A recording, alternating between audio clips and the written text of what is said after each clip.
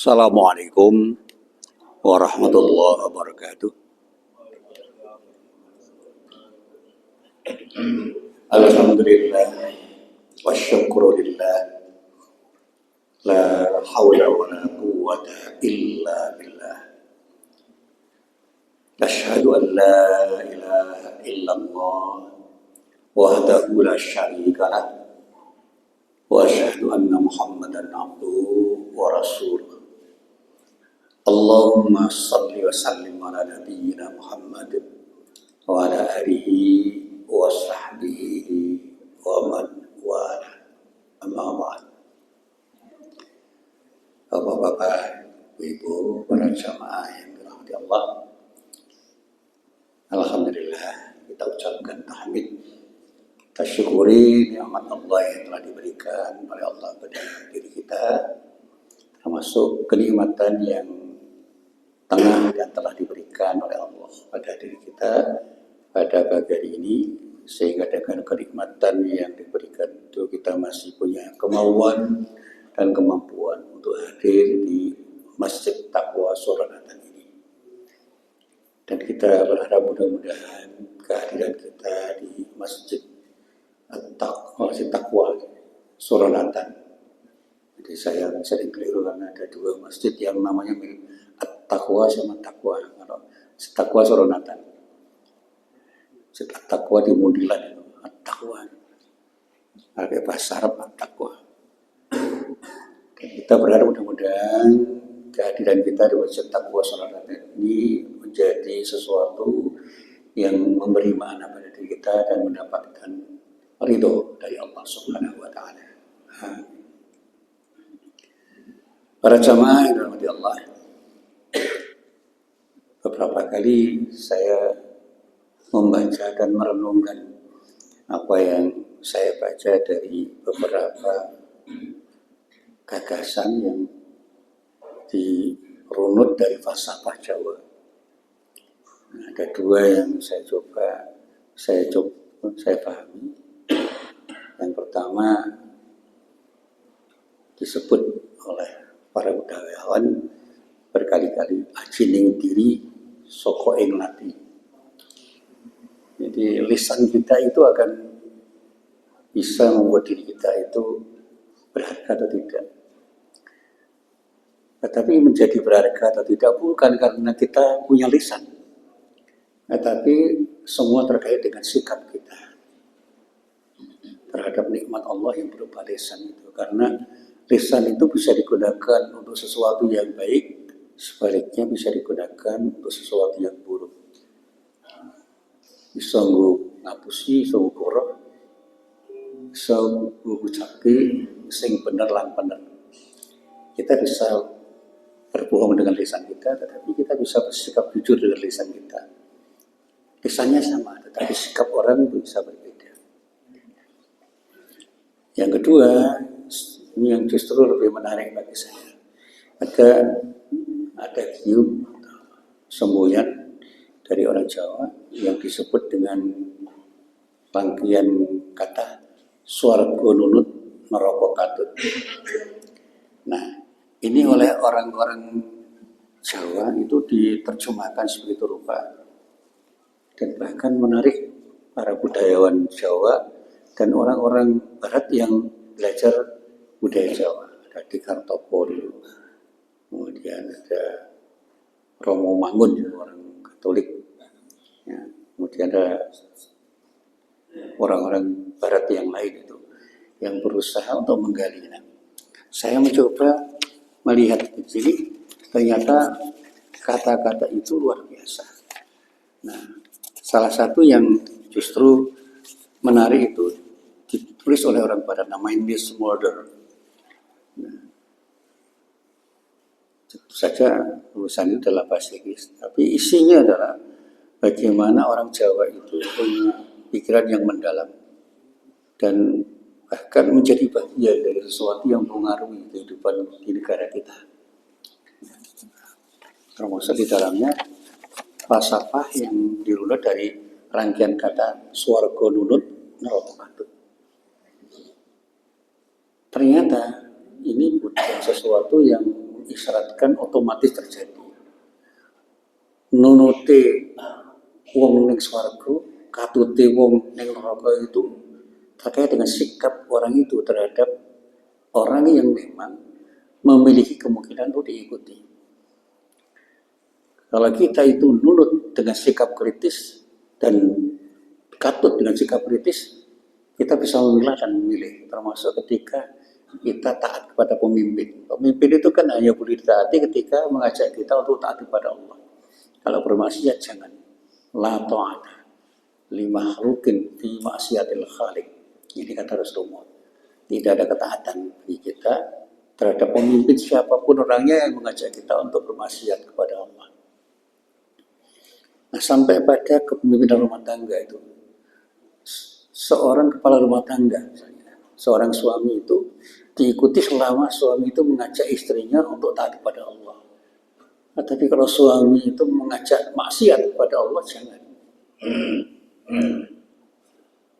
Masuk curhatnya ibu-ibu pengajian itu sekarang itu kan ada orang-orang yang memang memberikan pengaruh negatif di media sosial itu, mengajak sesuatu yang membuat kita itu justru terjebak pada tindakan yang tidak baik. Ghibah misalnya, ngerasani orang. Dari WA sampai yang kecil-kecil, ya, sampai Instagram dan sebagainya, itu kan bisa mengajak kita untuk menguji orang. Mau ikut apa tidak itu kan bergantung kita. Handphone kita itu bukan barang jahat, seperti uang. Uang haram itu kan istilah. Keharaman uang itu kan bergantung pada siapa yang memiliki, siapa yang menguasai, siapa yang memanage. Kalau kita memanage dengan baik, insya Allah tidak ada yang haram, justru akan menjadi baik. Maka dengan sikap syukur kita berumah tangga itu pun akan menjadi baik ketika kita berumah tangga dengan sikap yang tepat. Termasuk swarga nunut. Istri itu akan nunut swarga suami ketika suaminya mengajak orang untuk berbuat baik dan istrinya diajak berbuat baik. Tapi kalau kita biarkan suami orang itu, suami kita, bagi ibu ya, suami ibu itu kita biarkan berbuat tidak baik, malah kita ikuti suami yang tidak berbuat baik, melu-melu maksiat ya, podo-podo dengan rokok katut. Jadi katutnya istri dan nunutnya istri pada suami itu tidak otomatis.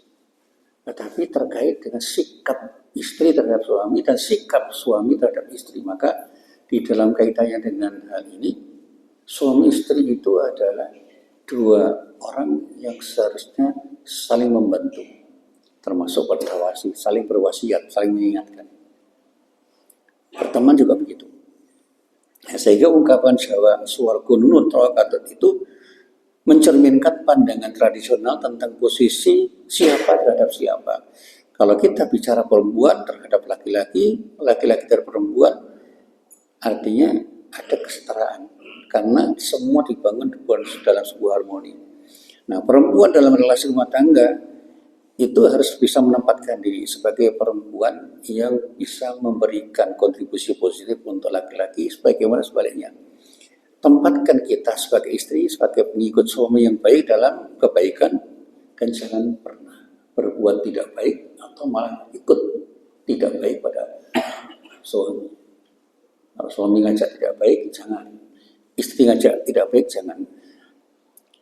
Bahkan di dalam kajian etika keluarga Islam, ungkapan ini perlu kita tinjau secara kritis agar tidak menimbulkan bias. Nah, ini yang seringkali di dalam kajian gender dikatakan bias patriarkal. Bias patriarkal itu pandangan yang menyatakan bahwa laki-laki itu segalanya, laki-laki itu penguasa. Sehingga kalau bicara laki-laki itu bicara tentang hak, bicara perempuan, bicara kewajiban.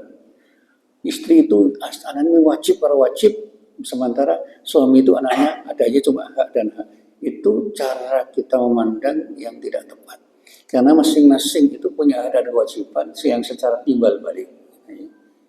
Itu terkait. Menyangkut tanggung jawab masing-masing. Kalau bias patriarkal itu terjadi, itu bisa menyalahi prinsip keadilan dan tanggung jawab moral masing-masing. Nah, Islam menegaskan bahwa suami istri itu adalah mitra sejajar dalam menjalankan amanah kehidupan dalam berumah tangga. Dan ini yang dikatakan oleh para ulama. Mari kita cari celah untuk memahami falsafah apapun dengan sudut pandang Al-Quran dan Sunnah, sehingga nilai Islam itu tumbuh menjadi sesuatu yang membangun keseimbangan. Ada teman-teman yang lagi semangat-semangatnya itu mengatakan, jangan cuma nilai, Pak. Dia nggak paham nilai itu apa.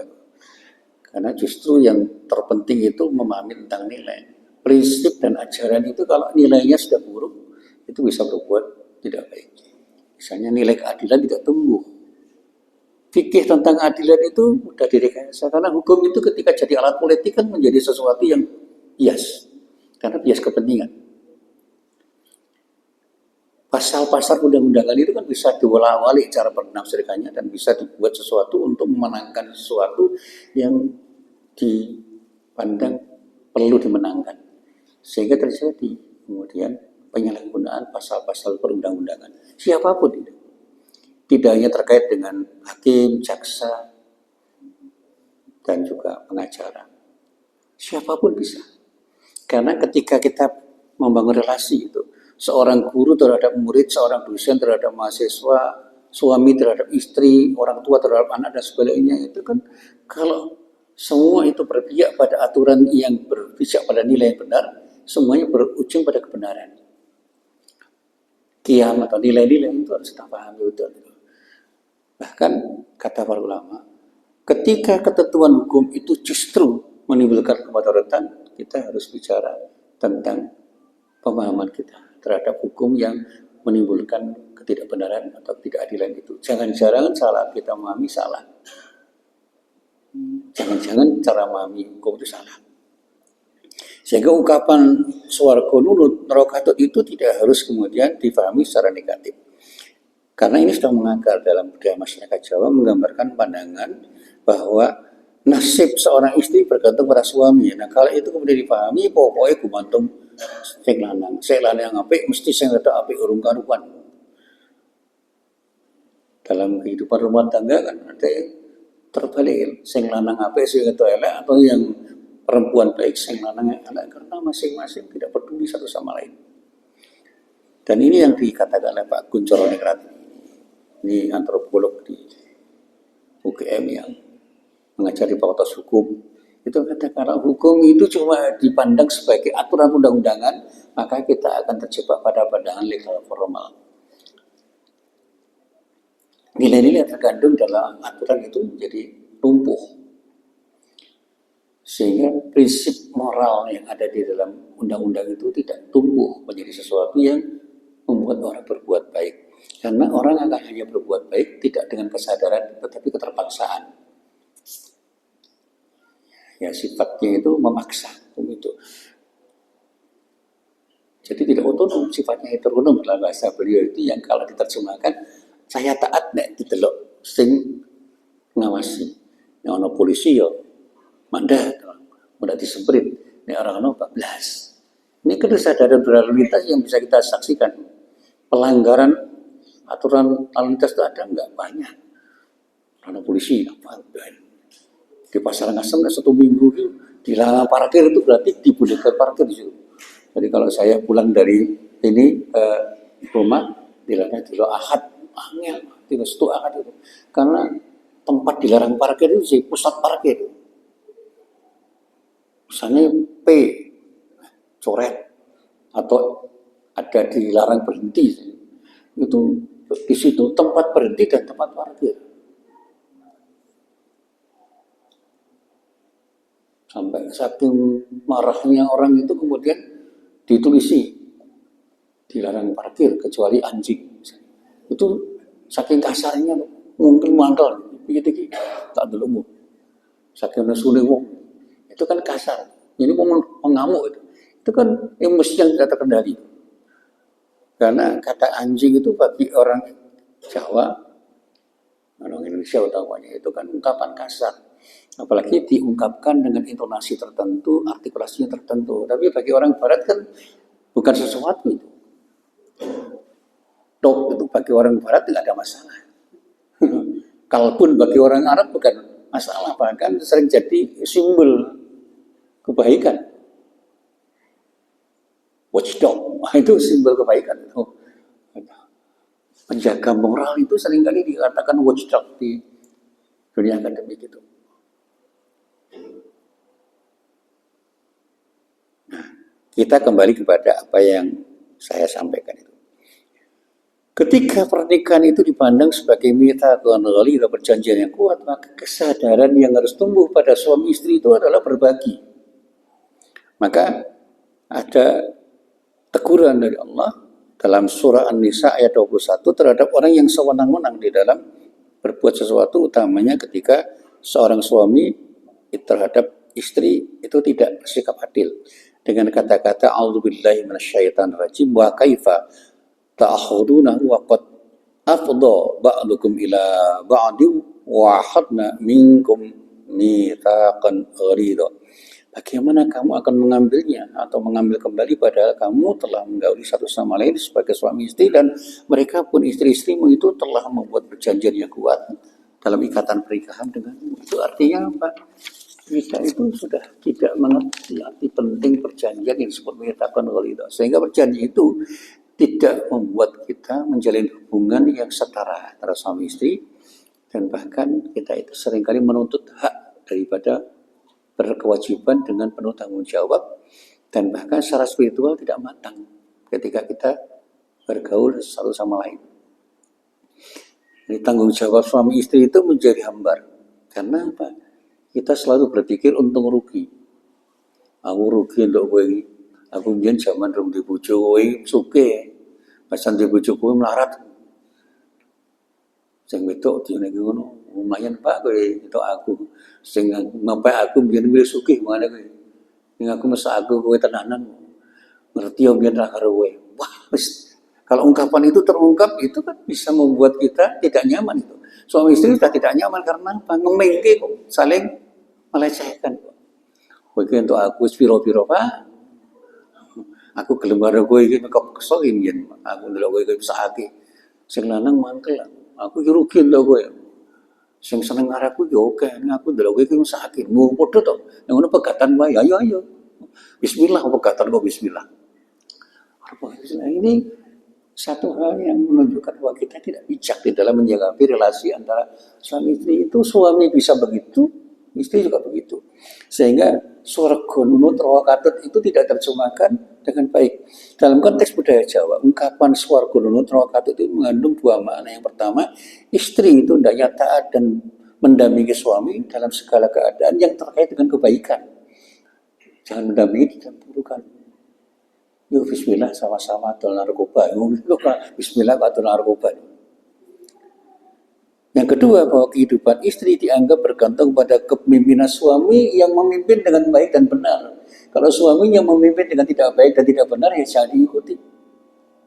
Islam memberikan batasan yang jelas terhadap konsep ketaatan itu. Ketaatan istri kepada suami itu hanya berlaku dalam hal yang tidak bertentangan dengan syariat, sehingga Rasulullah itu memberikan ilustrasi.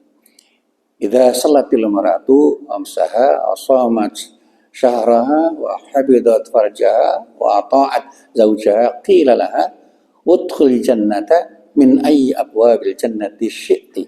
Apabila seorang perempuan menunaikan salat di waktunya, berpuasa pada bulan Ramadan, menjaga kehormatannya dan taat pada suaminya dengan ketaatan yang benar, maka dikatakan kepadanya, masuklah ke surga dari pintu manapun yang engkau kehendaki. Saharmu melebu saharku. Karena ketaatannya proporsional. Nah, hadis ini kata para ulama menunjukkan bahwa ketaatan istri itu bersyarat. Taat boleh selama suaminya mengajak kepada kebaikan dan kebenaran. Nah, bagaimana para ulama kemudian berwacana? Nah, dalam prinsip etika keluarga Islami ditekankan keseimbangan antara hak dan kewajiban. Cinta kasih itu tidak hanya bergantung pada mahabbah yang netral, tetapi mawaddah warahmah. Nah, ini saya dikoreksi ini Pak Badruddin, guru bahasa Arab. Nah, kalau bahasa Arabnya salah dikoreksi Pak Badruddin. Jadi hub atau mahabbah itu cinta yang universal. Semua orang itu punya cinta, tetapi bisa berpijak pada wud atau mawaddah. cinta yang menggebu-gebu karena kita mengagumi, mencintai dalam rangka untuk mendekat, memiliki, dan merasa ada sesuatu yang bermanfaat. Jadi kita mencintai itu karena pamrih, kepengen senang. Nek orang marah senang, orang situ senang. Berbeda dengan rahmat. Rahmat itu cinta yang bijakannya itu ingin memberi yang terbaik pada yang kita cintai. Seperti kalau kita itu memelihara binatang. Cinta kita pada binatang peliharaan itu kemudian menemukan keinginan memberikan yang terbaik pada binatang peliharaan kita. Kucing, pada burung-burung yang kita pelihara, pada ikan yang kita pelihara. Dan kita tidak berharap apa-apa kepada apa yang kita pelihara itu, karena begitu kita memberikan yang terbaik itu ada kepuasan. Kucing kita sehat, burung-burung peliharaan sehat, ikan peliharaan kita sehat, dan menyenangkan hati karena sehat, itu membuat kita senang. Karena kalau kita itu memiliki istri atau memiliki pasangan, berikan yang terbaik sehingga yang terbaik itu membuat istri kita bahagia, sehingga bahagia istri itu bagian dari kebahagiaan suami. Saya akan bahagia kalau kamu bahagia. Maka apa yang membahagiakanmu itulah kebahagiaan saya. Saya kemarin diajak istri saya makan soto. Yuk, makan soto yuk. Ayo. Ini misalnya aku agak rasa senang makan soto ya, senang masakan Padang ya, ayo. Aku piye? Nek kowe seneng aku seneng. Wah, gaya banget yo. Lebay, orang lebay itu. Saya ingin buktikan bahwa ini rahmat itu. Saya tahu bahwa pagi ini saya ingin makan soto. Ini karena istri saya kepingin makan Padang, ya saya bareng. Orang apa tuh mas? Orang apa? Duitmu duitku podo. Karena yang ada di dompetku itu ada hakmu. Ini sih nang dompetmu hakmu dewi, karena kewajiban saya memberi nafkah. Udah. Jangan ada kayak guyon tadi malam saya ngisi di PDM itu. Istri saya ke Kalimantan, rata sagoni, anak saya mengatakan rata sagoni pak. Bawa ATM saya dibawa. Orang sanggup duit nih ATM-nya digowo. Akan beres. Ya. Makanya ketika saya tanya tuh, wah sagoni pinten? Bumuksit, buatan lo sagoni duit kalau sagoni ATM. Aku itu bang ada duit, ATM bebas. Asal di bank ada duitnya kan beres nih. Suruh apa mas, sama ATM bayar sanggup duit, ayo cetok, bebas. Makanya neng Kalimantan, 2 minggu rakapilan mau dua ATM, orang tahu telepon bareng, untuk pulsa ya, ono ATM tuku mangan ya ono ATM, nyumbang ya ono ATM ming sasi ngarep ketok kelongi kan, kelong oke orang apa? Ketika duitnya kalau oke orang apa itu untuk istri kita yang kita cintai, dengan rahmat yang kita berikan kepada istri kita, jangan pernah kita merasa rugi ketika kita memberi yang terbaik pada istri kita. Ini bukan hanya omong-omong, ini diamalkan betul. Dan pemberian Allah itu luar biasa. Kita diberi amanah oleh Allah untuk punya istri, berikan yang terbaik pada istri kita.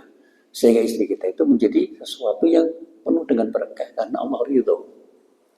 Jangan pernah berpikiran tidak baik terhadap istri kita. Bahwa tidak koni yang tinggi nang suronatan. Ayo milih suronatan. Merasa aku wis kerep. Aku wis kerep. Amin sekolahku mu alimat. Sekarang nang suronatan kauman ngopelajan iki wis dolane. Iya. Ya nostalgia sesuk wae. Ayo wis.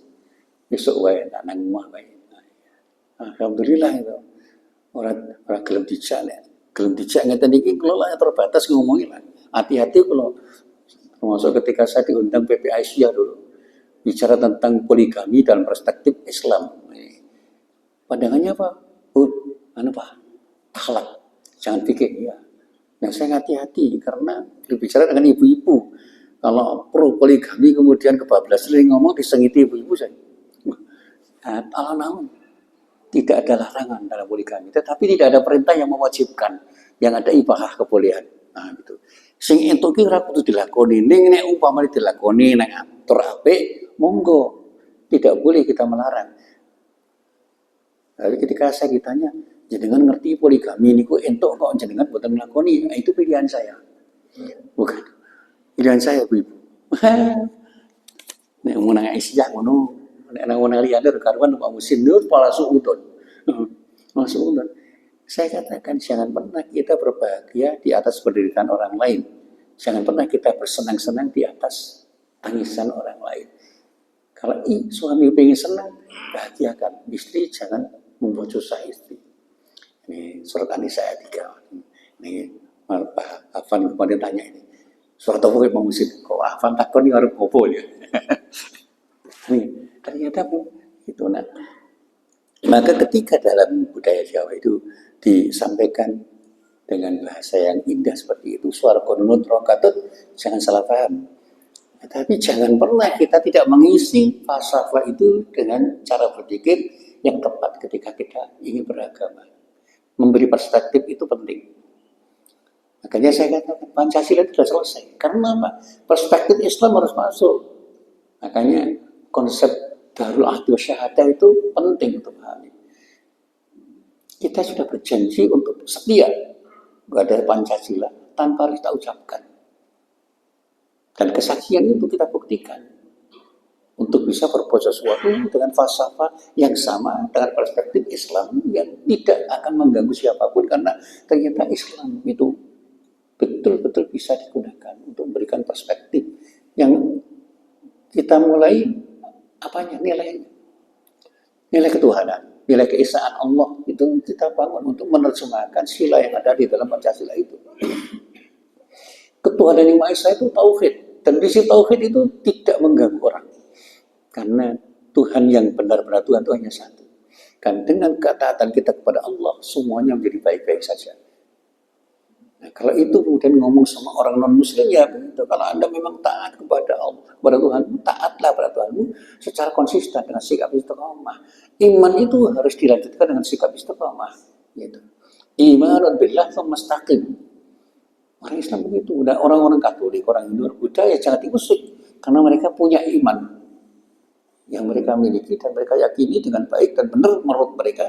Dan kemudian dilahirkan dengan sikap istiqomah sehingga kita ketemu di dalam bangunan akhlakul karimah. Karena semua agama itu mengajarkan kebaikan, utamanya di dalam muamalah duniawiyah. Itu kita bisa kerjasama. Kalau dalam ibadah kan sendiri-sendiri. Masjid dia jadi masjid, gereja jadi gereja, rasa saling mengganggu. Tapi dalam muamalah kan boleh kita berinteraksi. Dalam dunia bisnis boleh, dalam wilayah budaya boleh, dalam wilayah pendidikan boleh. Saya dulu pernah belajar bahasa Inggris sama orang Inggris tuh, namanya Debbie. Itu bukan orang Islam, dia orang Muslim. Dia orang Kristiani, orang Inggris. Ya belajar bahasa Inggris sama orang Inggris boleh. Belajar bahasa Cina sama orang Cina boleh. Ini Cina agama ojo, karena apa? Agamanya berbeda. Saya kenal dengan orang itu namanya Pak Wayan. Itu orang baik itu, akhlaknya dalam muamalah itu baik karena apa? Menghormati orang.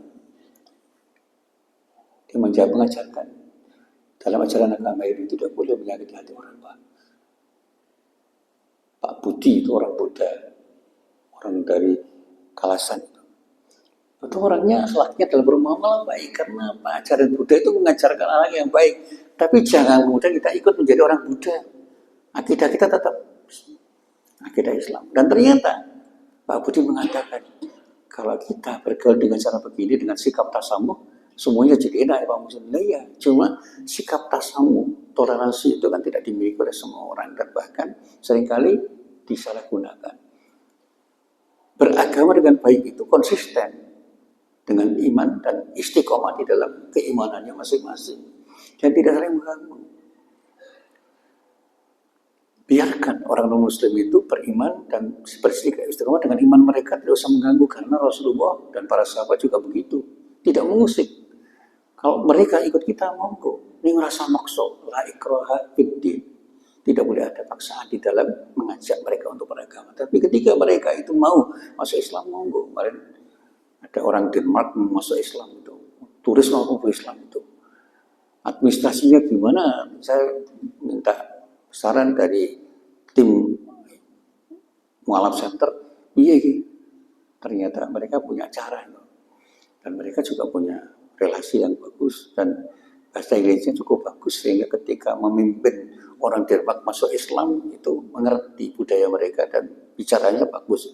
Kita bisa bahasa Inggris, tapi iso bahasa ini orang di budaya ini sehingga boleh jadi apa yang kita katakan itu orang podo karepe karo wong Barat. Orang Denmark kan aslinya bahasa Denmark tuh, bukan bahasa Inggris, tapi mereka rata-rata bisa bahasa Inggris. Termasuk orang-orang dari Barat yang lain, orang Finlandia itu bahasanya bahasa Finland, bahasanya beda dengan bahasa Inggris, tapi kalau ngomong dengan kita bahasa Inggris. Apalagi orang Rusia itu bahasa Inggrisnya kan tidak terlalu baik karena mereka lebih banyak belajar bahasa Jerman. Begitu datang ke UMI jadi mahasiswa ngomong Inggris kan berlepotan juga. Mereka baru belajar. Meskipun kita juga berlepotan, saya juga bahasa Inggrisnya agak tarsanan. Tapi Tarsan ketemu. Ngomong. Makanya ketika maaf ya Pak Alfi, saya diminta untuk ngajar di kelas internasional, nunggu beda sing tak ulangi. Agama Pak iya, ora ulangi beda aku bahasa Inggris basa Jawa Bang. Bahasa Inggris itu malah salah. Karena apa? Membahasakan di dalam bahasa Inggris itu tidak mudah karena apa? Rangkaian kata dan kalimat dalam bahasa Inggris itu mewakili perasaan kita dan pikiran kita. Kalau kita cuma ngomong bahasa Inggris seadanya, memang ngeterke tuku bakpia iso. Bakpia tuku roti, tuku kate bisa. Ngantarkan ke sekolahan, mu'alimin, mu'alimat, termasuk MTS, Karangkajet bisa. Nerangge itu. Iya. Nerangge yang tempel ini bingung, aku ditakoni salah, ini apa? Subuh lemper, nerangge lemper, bahasa Inggrisnya apa? Ini apa? Lemper. Konsep lemper ini, Barat kan enggak ada lemper. Salah ini apa? Wawan negeri orang salah. Lagi nerangkan orang Arab, belum tahu urut salah, pondok, bingung. Hadi fakiyah. Mas Muha, salah pondok. Tarif salah pondok, orang ngerti salah pondok, orang Arab orang no. Nah, nerangke kangelan tuh, apa meneh? Nerangke arem-arem. Bahasa Arabnya arem-arem ya pun. Iya. Ada ta'am arem-arem. Ada arem-arem ya apa? Lek gawe piye? Nah, dadak nerangke yang bahasa Arab angel lho. Ya. Pak Badruddin dulu bahasa Arab ini nerangke arem-arem, wong Arab nerangke kangelan karena budayanya beda. Di Barat juga tidak ada layatan. Takziah layatan itu enggak ada itu. Nerangke layatan kok enggak ono layatan. Kemudian ada pemberangkatan jenazah resmi, apalagi kalau di desa kan resmi banget. Walaupun komunitas yang bukan ono tahlilan pitung dina pitung bengi barang ini karepe apa? Dan terangke dong. Kalau di Kaulungan Muhammadiyah kan enggak ada tahlilan 7 hari 7 malam gitu. Kalau di itu kan NU, di desa kan begitu. Pitung dina pitung bengi tahlilan. Merasa ngomong tuntunane. Mungkin budayanya begitu, mulai terangke malah salah.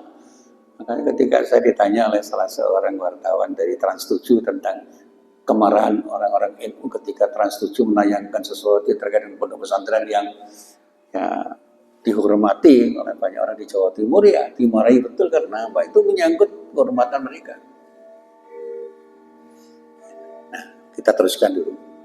Nah, makanya di dalam perkawinan yang kita selenggarakan acaranya dengan Walimatul Urus itu selalu dibacakan ayat 21 dari surat Ar-Rum.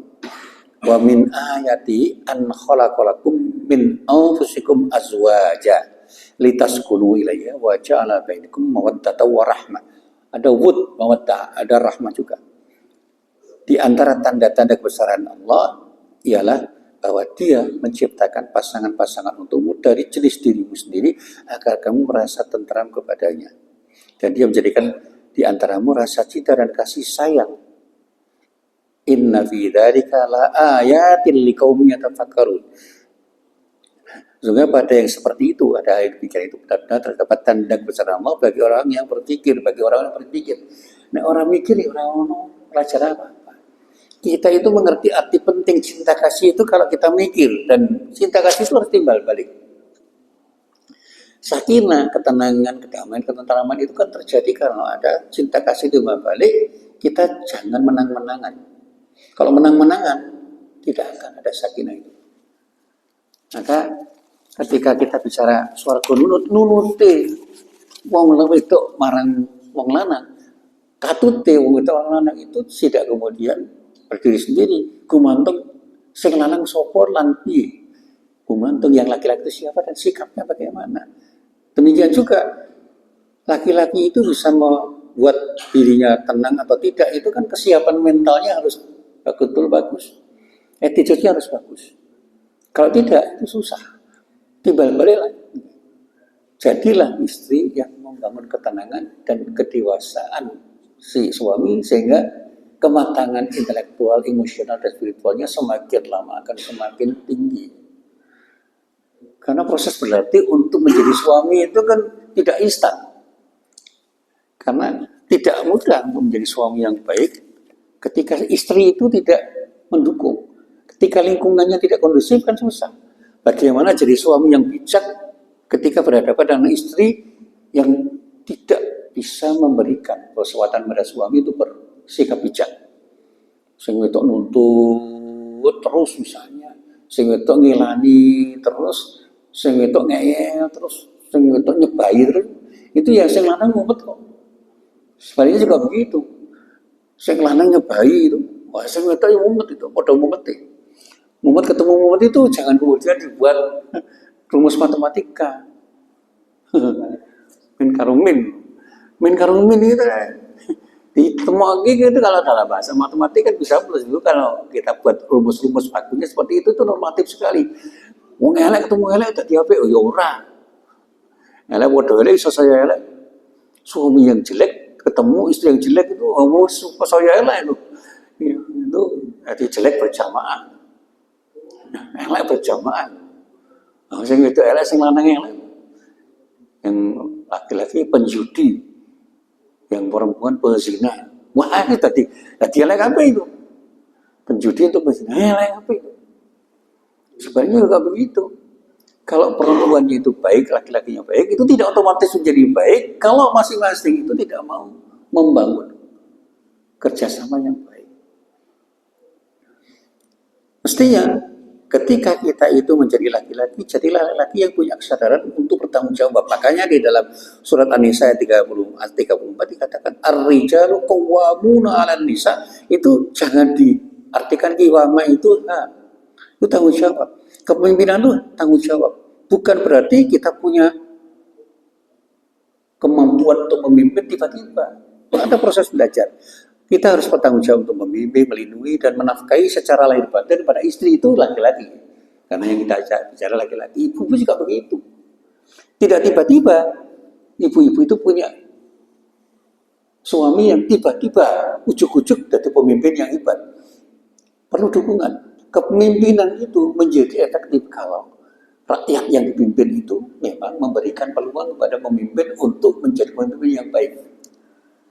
Jadi kalau rakyatnya itu mendukung pemimpinnya menjadi buruk, ya saya lakukan.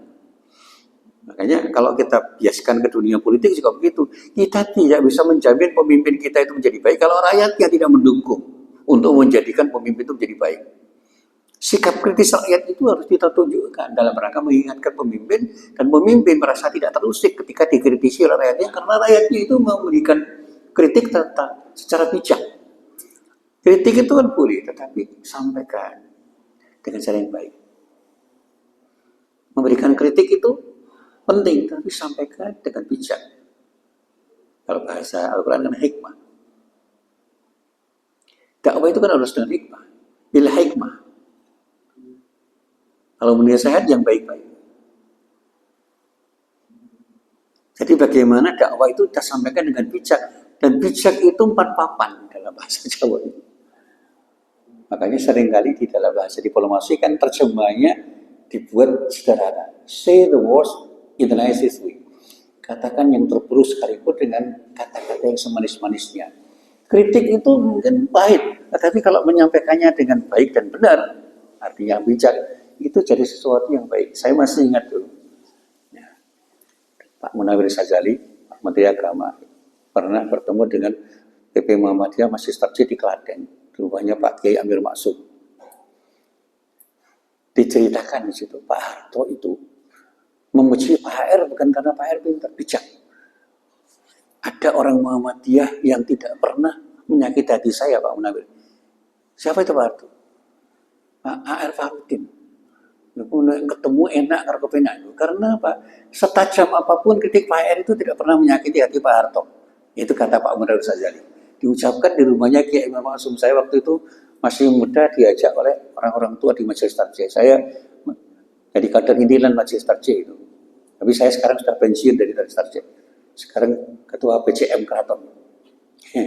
Membersamai Pak Badruddin yang untuk sementara non aktif jadi ketua PDM karena menjadi orang hebat di PMTS. Melihat direktur. Saya sudah pensiun, tidak jadi dekan lagi, dulu pernah jadi dekan. Dan mulai Mei kemarin sudah tidak menjadi pejabat apapun di UMY karena sudah saya lepas semua di asrama. Sekarang diganti oleh Pak Talki. Saya tidak menjadi apa-apa dan tidak menjadi siapa-siapa di UMY, mengulang tok sama membimbing mahasiswa, naik kelem dibimbing. Yang banyak malah ngaji. Dan saya berharap segera dapat SK pensiun dan berhenti. Ternyata diperpanjang 2 tahun Pak Bri. Mungkin sakit pensiun Pak Musin. Ini diusulkan Pak Musin diperpanjang 2 tahun meskipun terlambat usulannya. Oke, kontak mulan. Dan sekarang dia minta ngajar tafsir tematik di jurusan dakwah. Namanya fakultasnya diubah. Bukan Fakultas Agama Islam sekarang. Fakultas Studi Islam dan Peradaban yang bicara Inggris. Faculty of Islamic Studies and Civilization. Gitu wah, bangun dengan isinya podo jajan. Jenenge gitu. Faculty of Islamic Studies and Civilization. Mulang bahasa Inggris ora iso karena mulang bahasa Inggris malah salah karena orang podo sing diharapke, makanya ya tetap bahasa Indonesia aja. Saya bahasa Indonesia aja. Nah, ya terakhir, mari kita maknai apa yang dikatakan sebagai budaya Jawa dengan adagium yang sakral Supargo Nunut Rokatut itu dengan sikap bertanggung jawab. Jadilah orang yang soleh secara spiritual sekaligus soleh secara sosial. Bagaimana kita menafsirkan saat ini, kata para ulama, jadilah orang yang beriman yang tahu bagaimana harus berbuat baik sekarang dan di sini, serta besok dan di sana. Artinya apa? Kita itu harus mengerti arti perubahan sosial untuk bisa menerapkan ajaran Islam itu secara tepat. Di sini, saat ini itu berbeda dengan dulu di saat itu. Makanya penerjemahan kembali itu seperti kajian tentang Islam kemajuan Muhammadiyah itu selalu menyarankan supaya anggotanya itu proaktif untuk memahami ajaran Islam secara kontemporer. Artinya apa? Berkembang.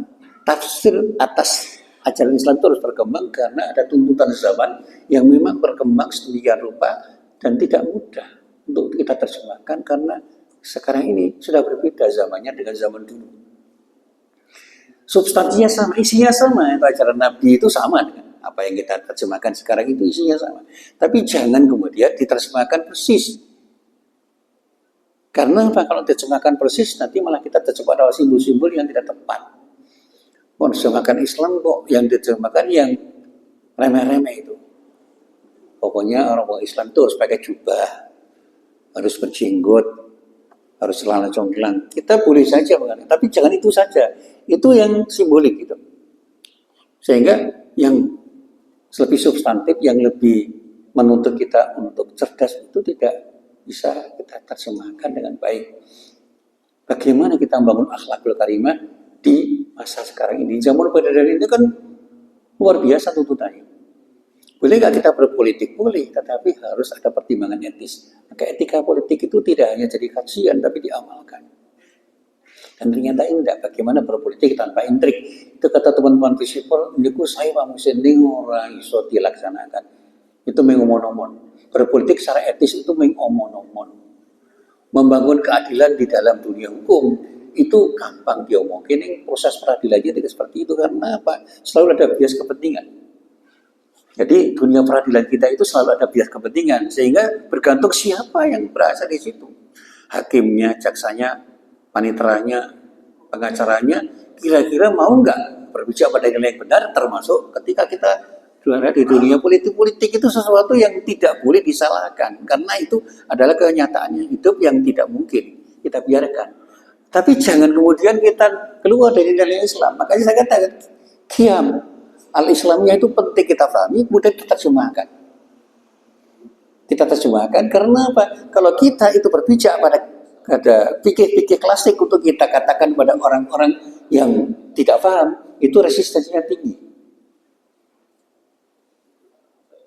Saya masih ingat dulu, saudara saya itu tentara aktif dan keras. Mengatakan, berasa dakwah khilafah. Dakwah khilafah itu kecekel polisi tak ngedewen. Padahal saya bukan orang HTI itu. Saya menghormati teman-teman HTI dengan gagasan khilafah karena diskusi ilmiahnya tidak pernah. Saya tidak nyaman karena apa? Wacana itu terbangun dengan baik. Tapi nilai yang saya tawarkan kepada teman-teman ketika saya ngisi pengajian di kalangan tentara dan polisi kan tidak boleh menyinggung fikihnya HTI yang memang sudah mereka tolak. Mereka itu sudah apa dengar kata HTI saya kan sudah tidak nyaman. Pokoknya HTI, FPI itu tidak baik dan tidak benar titik. Udah begitu, Pak Musin HTI bukan, FPI bukan, Muhammadiyah, ya alhamdulillah, alhamdulillah. Sehingga saya ini ada teman saya itu waktu di ngisi di Polda dulu pernah ketemu sekali Pak.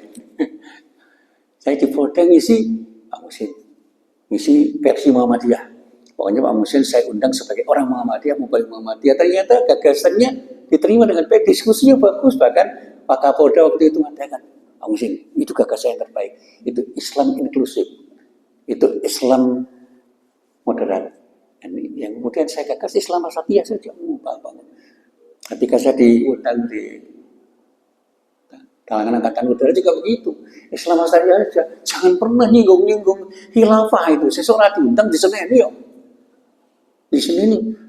Tapi apakah saya tidak berteman dengan teman-teman HTI? Berteman, saya sering diskusi, saya ketemu. Dan tidak pernah ada masalah.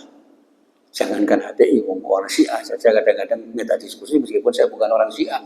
Saya berempati saja, meskipun saya bukan orang Syiah, saya berempati saja. Karena kalau saya tidak berempati, sebenarnya saya dengarkan. Saya banyak mendengar kalau orang Syiah cerita tentang Ahlul Bait, saya dengarkan. Gimana Bang Husin? Ya, alhamdulillah itu wacana yang Anda bangun dan saya semakin tahu apa yang ada di wacana Anda. Setuju enggak? Ini bukan soal setuju tidak setuju. Saya punya pandangan yang berbeda dengan Anda. Saya hargai Anda, tolong hargai saya. Nah, saya mulai ngomong. Saya pikir orang dia punya pandangan seperti ini. Nah, akhirnya monggo kita amalkan gagasan seperti itu dengan simpulan yang tepat. Ungkapan swarga nurut rokatut jangan kita singkirkan, tapi kita maknai dengan nilai Islam sehingga dengan demikian swarga nurut dan rokatut itu bisa kita jadikan sebagai simbol kebersamaan kita ketika kita berkeluarga, di mana suami istri itu bisa saling menuntun, saling menasihati, saling meneguhkan dalam ketaatan agar rumah tangga kita mencapai rumah tangga sakinah dengan prinsip mawaddah dan rahmah. Dan disinilah surga bukan hanya milik suami, tetapi juga milik istri. Bersama-sama kita mendapatkan surga karena suami istri bisa membangun harmoni di dalam hubungan berumah tangga. Inilah yang mestinya kita bangun di dalam berumah tangga selaras dengan nilai Islam yang mestinya kita pakai di dalam rumah tangga termasuk di masyarakat tadi. Alhamdulillah saya tidak punya musuh. Kalau ada orang yang memusuhi saya, terserah itu yang kuring, dan saya tidak pernah punya musuh dan saya sudah menulis berkali-kali. 3 kali saya menulis di soal Muhammadiyah itu selamat tinggal kebencian. Jangan pernah ada kebencian. Itu aja. Jangan kena orang sesama muslim, sesama non muslim saja saya berteman ketika di kampung kok rondo bareng. Oh, kerja bakti bareng, monggo. Santai-santai bareng, monggo. Kalau gue sudah tidak, saya tidak kuat lagi Pak. Nah, bit-bitan sudah tidak kuat lagi seperti dulu. Wis tua, tidak sekuat dulu. Cuma kalau diajak teknik, monggo. Dijak nyoto bareng, monggo. Itu tidak harus takon agamamu apa. Nyoto di Pak Marto, monggo. Ini Pak Soleh, monggo. Termasuk ketika mereka Natalan itu tidak pernah mengundang saya, tetapi selalu memberikan hadiah roti halalan thayyibah. Pak Musin ini roti halalan thayyibah. Itu tidak ada hubungannya dengan Natal karena Pak Musin tidak saya undang. Nah, dikai roti yo, sehingga wong Katolik yo. Matur nuwun. Karena rotinya roti halalan thayyibah. Niki roti halalan thayyibah, ngerti. niki ingkang saged aturaken langkungipun nyuwun kumimpang sami billahi taufik wal hidayah. Assalamualaikum warahmatullahi wabarakatuh.